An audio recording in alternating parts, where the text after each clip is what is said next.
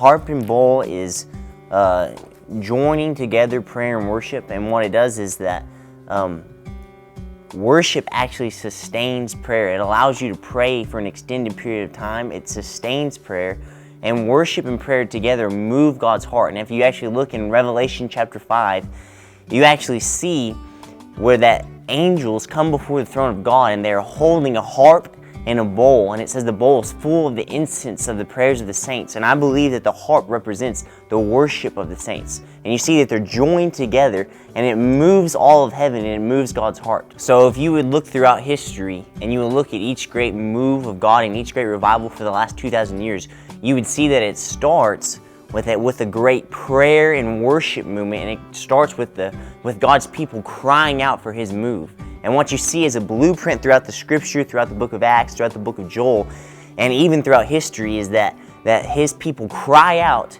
He pours out His Spirit, and He sends revival in response to the cry and the prayers of His people.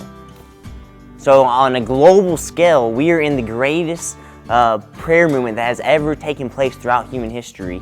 There's prayer exploding across the earth on a scale never before seen. If you look in Ephesians chapter 3, verse 20, it says, "Now to Him who is able to do immeasurably more than all we ask or imagine, according to His power that is at work within us."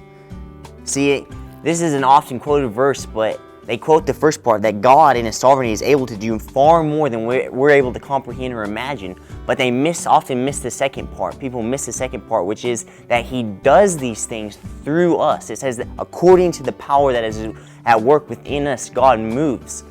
And so God actually, in His sovereignty, has chosen to allow us to partner with Him in the things that He is doing. And one of the primary ways that He has chosen to allow us to partner with Him is through prayer.